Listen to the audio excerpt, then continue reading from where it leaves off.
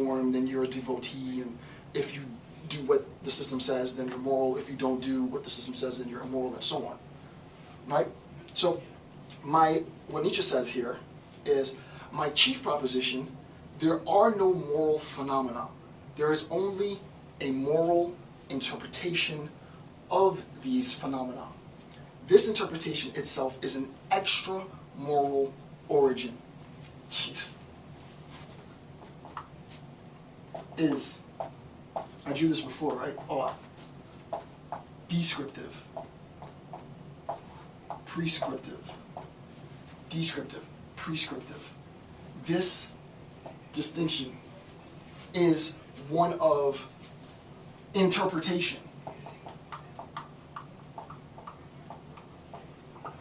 This system is one of interpretation. He says that there is, in talking about what we ought to do, this ought does not exist as a fact of the matter, right? There is no factual viability to morality.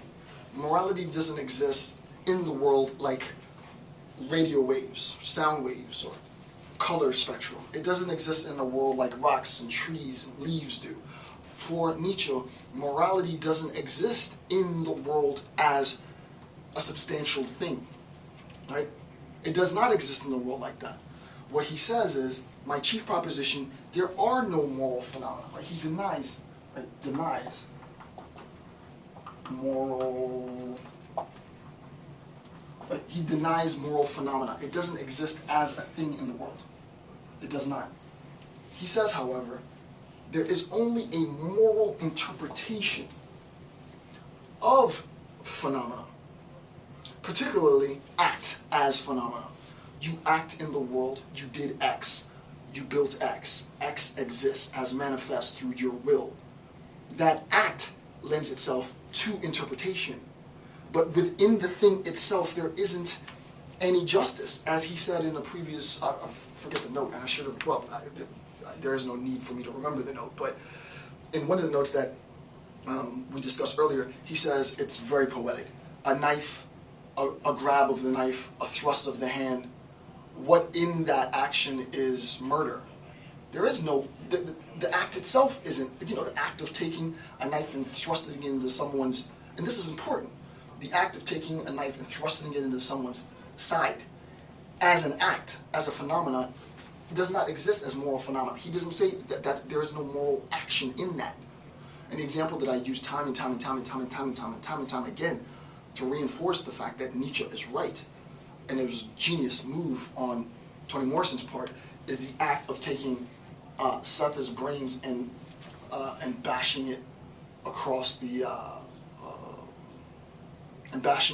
wall. My daughter is going to be enslaved, and the act of bashing a child's brains against the wall in and of itself does not lend itself, right, to ethical interpretation. It's only within the context. It's only within the context of a discourse, of a system, that we can make interpretation. But the act itself, there is no moral phenomenon. It's very, very, very deep. This interpretation itself is of extra moral origin. Okay? So now we go to 4.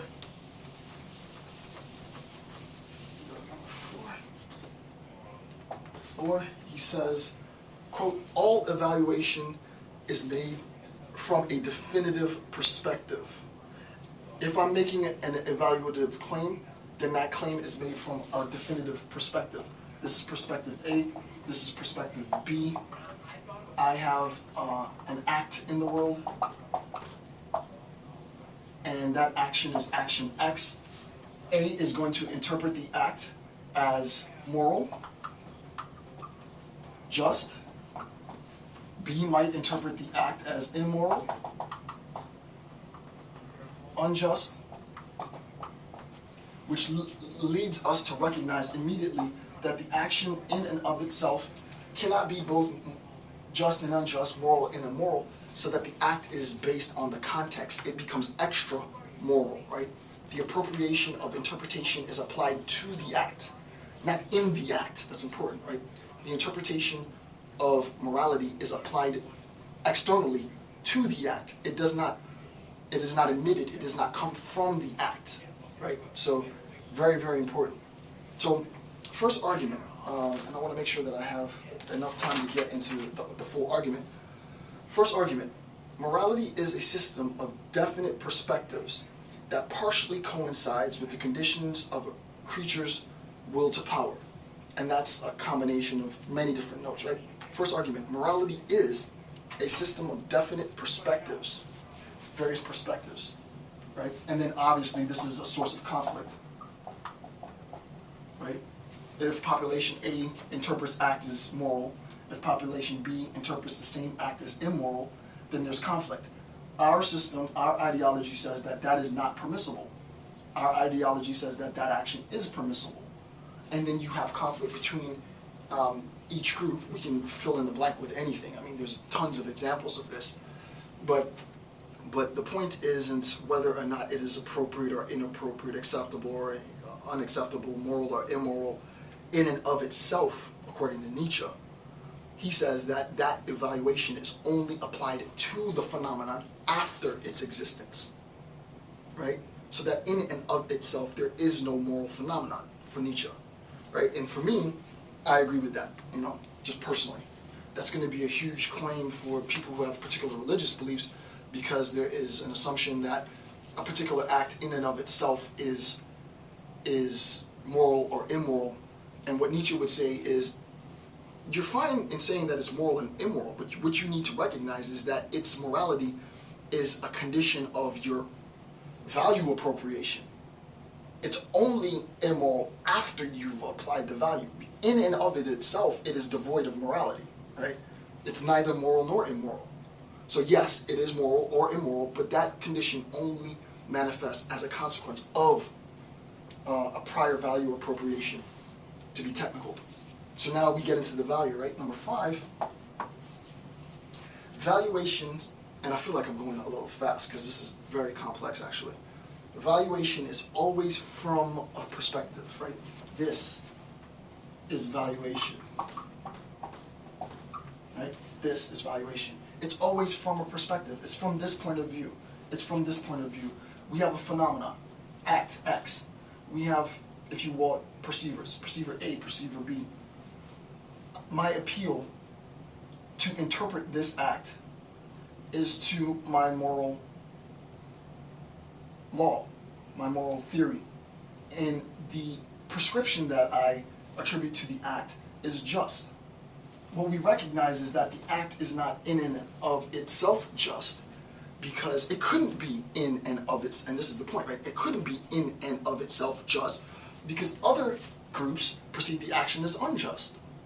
Similarly, the act in and of itself cannot, within itself, be unjust. It can't be, because other people perceive it as just.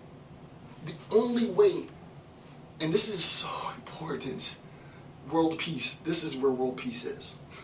If you guys want world peace, listen to this.